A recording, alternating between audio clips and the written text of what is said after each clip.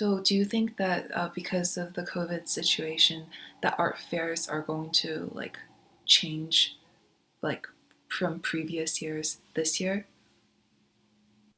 Uh, Actually, the domestic market isn't that bad, Mhm. according to my knowledge. Um, Not only contemporary art galleries, but most auction houses, they have all like achieved their goal. Yeah, in the past few auctions, and the need is still there. But the thing is, um, like China is the first, like kind of the first country who is getting back to the normal situation. So most Western galleries, they have realized this kind of situation and they still want to get money from China. And I have also received many preview documents from the other gallery girls who are working for Western galleries, and they are quite hungry actually. Yeah, they want to and get in touch with the emerging market, those buyers, Chinese buyers who are born in late 80s and even like mid 90s. Yeah, they're very young, but they're actually very passionate about international art. And there is a new trend that it's called like 潮流艺术. I'm not sure how to say that in English. Like trend? Yeah, Uh-huh. like cars, Kusama, things like that. So Uh-huh. the high end for them may be Kusama and cars, and the mid range could be um, who is doing the plaster sculptures with Daniel Arsham. Mhm. Yeah, and there are more like younger names, artists' names, who are local artists in China. So these kind of topic, theme, and also trends are getting more and more popular in the domestic market now. Yeah. I'm curious, since the purchasing group, they're getting younger, are they Yeah. more interested in certain types of works that maybe the older generations weren't as appealing to them? Like, for instance, I'm curious about new media works. Mm-mm. Are those becoming like more popular, like among this group, or like what are some, I guess, trends that you've seen? I think it's quite popular. Mhm. And I have some very young clients. They're really interested in buying digital arts, like moving images or other more like complicated installations, video installations or something. And they're really just focusing on the works of their peers. So also from the 80s and 90s, they paid less attention, much less attention to those artists like the typical ones represented by large space. They actually pay less attention to them, but they still get experience from them. So these kind of clients and younger buyers, they visited all kinds of galleries to get different information, and I think they're really good at learning, and they can source different information by themselves, uh, and uh, and many of these younger buyers are also those young associates and young patrons of the main institutions and museums in China. For example, Ulan's and Rock Band in Shanghai. And yeah, there are many museums are also planning for their patronage programs. And like those, actually, those younger buyers, they are not only doing collection, they also want to be more influential and really support those artists who they like, who they who they see are promising. So Does it yeah, seem like their taste is more in line, like the taste of younger buyers is in line with younger artists? yeah, yeah. I think so. One of the most important like mature collectors in China is Qiao Zhibing. So he just got interviewed by ETR a few weeks ago, and he said he is collecting his contemporaries because their works are representing the era which he has experienced. I think this kind of spirit is also easily found uh, among the younger generation, and they just so by collecting works, they are actually memorizing their own age, I think. And their histories? Yeah. Yeah, that's fascinating. And could you share a little bit about for digital art or videos or other new media works? Like how does someone go about to acquire and collect a work like that? So I think in general cases, a video work can be produced in several editions and several artist proofs. So normally it could be 5 editions plus 2 artist proofs, or 3 editions plus 1 artist proof. And what you get is a copy of the work in hard disks and USB with the certificate issued by the artist him or herself. Yeah. So this is, for instance, like a film? Yeah, a film and a Okay, video got like it. movie images. Yeah. I see. And then so the screening rights are protected for that film as well. Yeah. Okay. Interesting. Yeah, I always think about for these new media, like how they go about to do that. Or for instance, some artists who work with, who do digital art, and their main point is to make an experience. Yeah. So then it's like how do you then sell that experience, or is it only limited? It's more like viewing rather than that they're selling that work. So if it's just a digital file piece, Mhm. for example, you may have it screened by projector or by real screens, then you just have the copy. So you will have the USB and hard disk as the collection package. But if sometimes the entire work includes different devices, um, maybe like Philip Pareno's piece, you are going to collect an entire theater, including videos, screens, glass installations, or something else, then you're going to have a total package. That's also possible.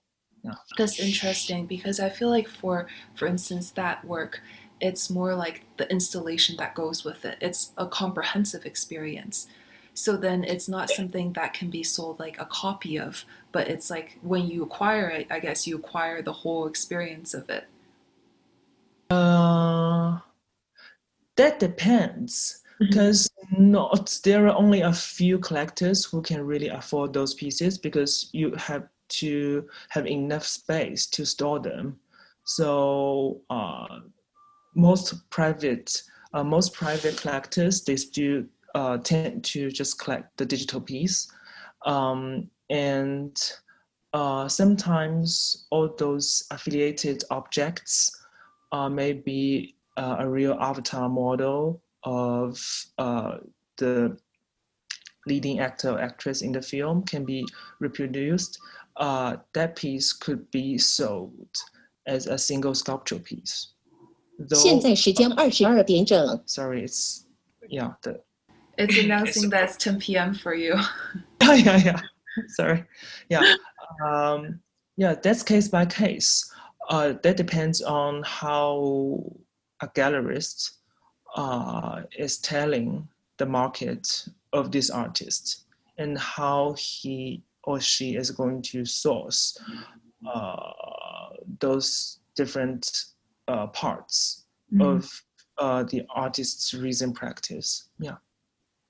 I'm curious, Sometimes how we does can, yeah, sometimes we can sell a theater as a whole, and sometimes we're going to just separate them. Yeah. I'm curious, how does the price point for new media works compare with traditional works? I think for young digital artists who have 4 to 5 years of being a professional artists, uh,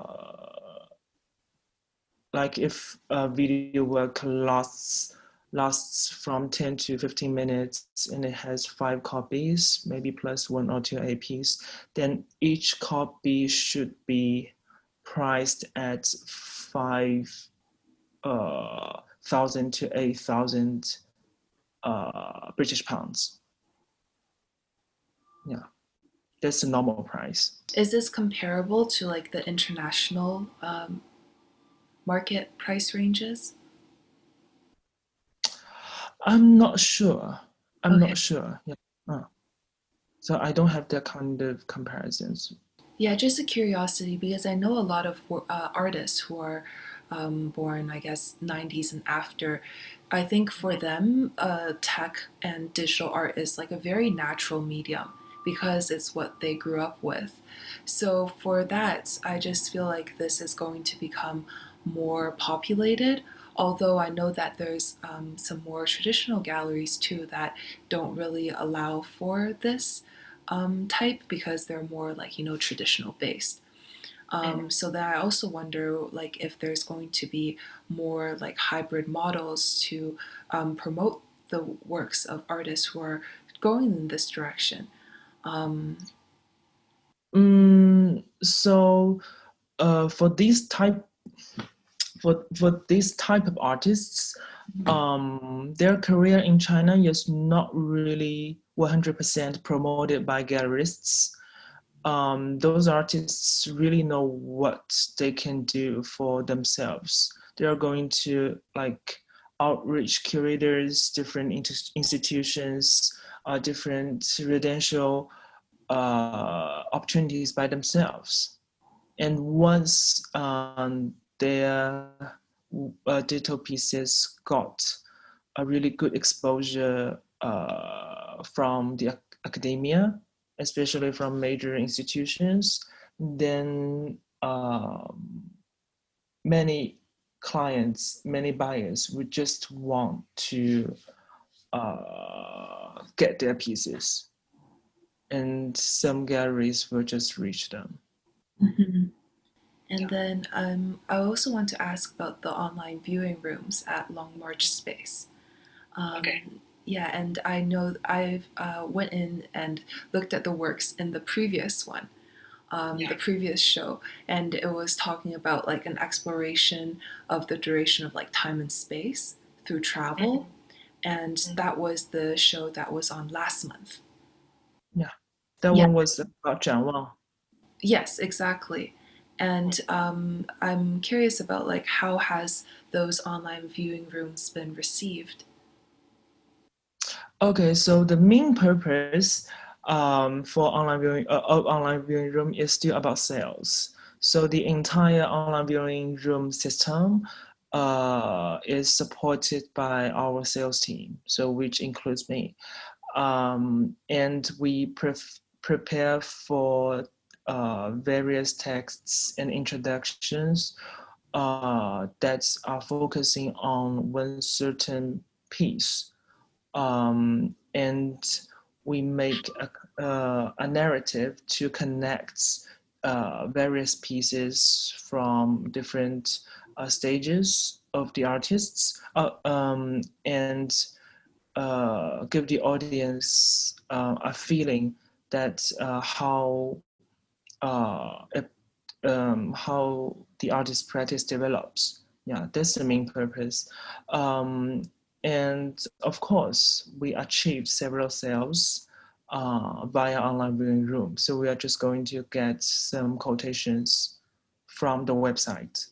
Yeah, and the director will respond to those emails, and sometimes it just succeeds. Yeah. Have these online viewing rooms been a new development? I think Lamar Space has been planning on this for several years, Okay. but previously, really, we just had time to do art fairs. Yeah, because so for the old days when we had 4 to 5 major international art fairs, uh, the entire like annual plan is scheduled upon those important days. So we had less time programming alternative platforms. But this year it's really an opportunity for us.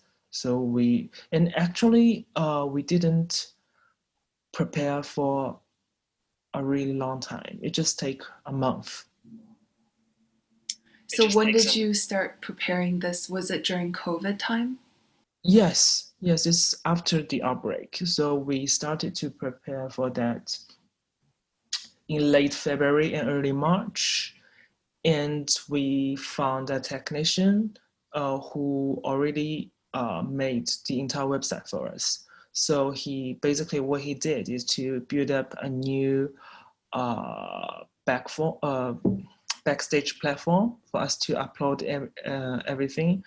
And the first online viewing room was launched also by the end of May when our new physical space reopened. Yeah. Oh, wow. So do you think that this will become a permanent channel into the future, even as full programming resumes? Yes, because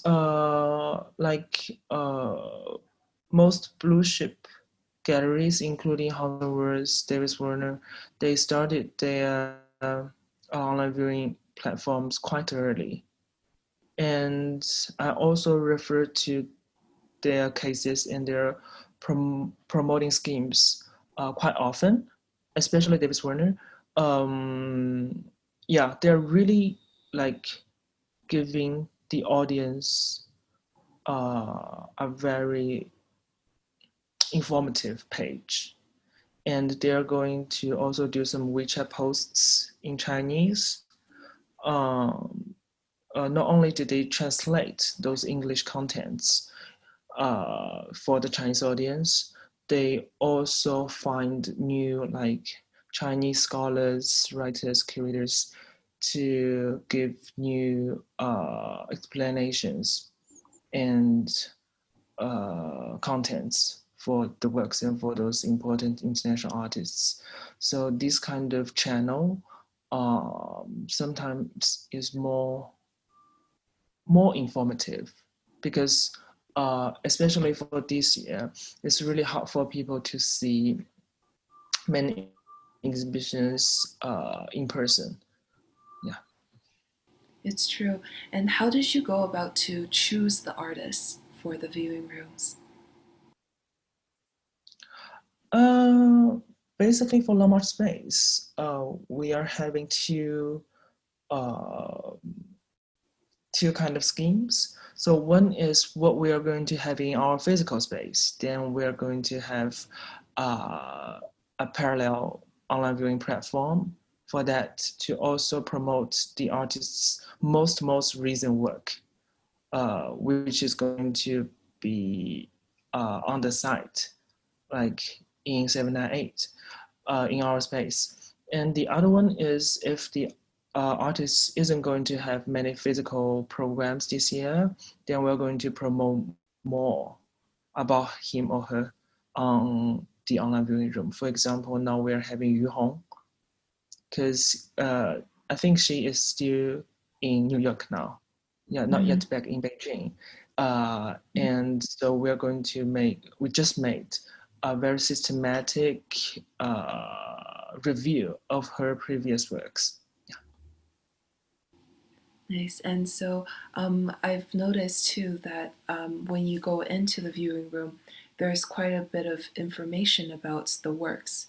and all of that. When you guys were curating that experience, what were some of the main challenges that you faced to translate the artist's artwork onto the viewing room page?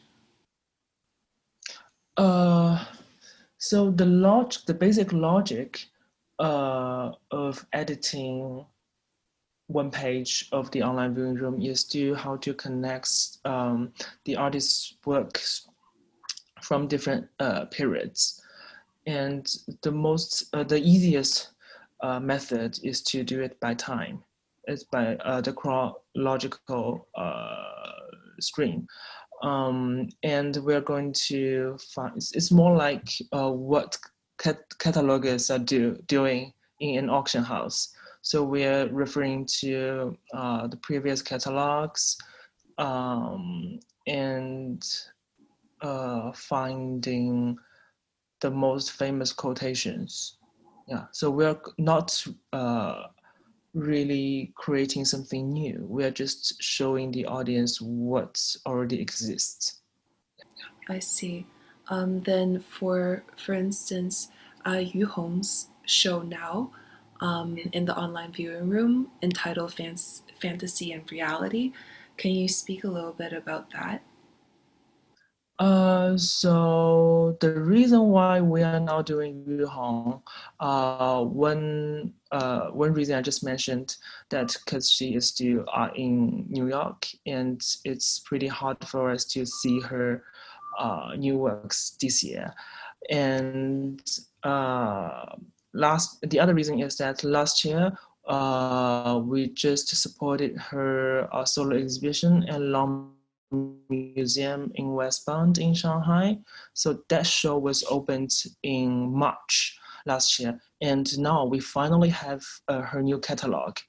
And we just released this catalog last week. So we organized this online viewing room. It's a celebration for that catalog, the real catalog as well. And in this online viewing room, all the works we can see are all available works. And the most precious ones is the first one on the first page, which is called Heaven and Earth. So Yu Hong is combining the gender issue with the ecological crisis on the same canvas. And we can also see her much earlier series called She. So in early 90s, Yu Hong was more focusing on herself, her own growing up, and he began to look into his female peers, and then he began to look into the general situation of Chinese women in the society and how they change in different circumstances of when the society is generally changing. So we can see she plays woman. So from the left, so it's comprised of two parts. So the left part is the real photo of a real place woman, and the right part is her painting about what she saw about the daily image of this place woman. And later, we can see several pieces of her portrait series. So these portraits were all on show at the Long Museum last year. So here we can see the very famous musician, Zhang Yadong, and another very important Chinese female artist, Zhang Shuang. So this is actually the second or third portrait of Zhang Shuang by Yu Hong. Yu Hong started to paint her in the early 90s because they really grew together. Yeah, we can see the earlier one. Mm-hmm. And I'll attach this into the show notes too, so that people watching they can also go to visit. And I see that it's really nice curation of like different explanations of the artwork and of the artist, as well as some videos inside. And so it gives more of, I guess, a experience that you're actually engaging with it. Because I find that with online viewing rooms, sometimes if it's just showing the artwork slide after slide, you get really detached from what you're looking at, and it's hard to engage. I think just digital medium, it's hard to engage. It's not like when you're, confronted by a painting in front of you at a gallery, then it's like that's what you're focused on. But if it's on your laptop, you could have 10 other tabs open and you could easily be, go and get distracted by something else. So is there like, for in terms of audience experience, are there things that you guys considered when putting this together to have, I guess, a more engaging experience? So I think the main bug for the online viewing room, and it's a general case, is that people can have um, very little feeling about the scale, like actually how big is the work, how huge is the work. So now, if we are going to shoot new like work images, we'd rather prefer a real person is standing there in front of work. Then then the audience can have the feeling, okay, it's how big it is. Or even sometimes we are shooting the images in our collector's lounge and collector's room, so you can have the more domestic environment, and you can give the audience to envision how the work may be presented in their own house. So, what are some developments you see for this viewing room going forward? You mentioned kind of having experience like a guided walkthrough type of experience. Um, what are some things you guys have considered? So now what we develop is do a website page. I think maybe in the future, we can have different plug-in devices via different apps. So we can have our own like online viewing room platform, maybe on WeChat or on WhatsApp. I'm not sure. It's really based on the technical development. Yeah.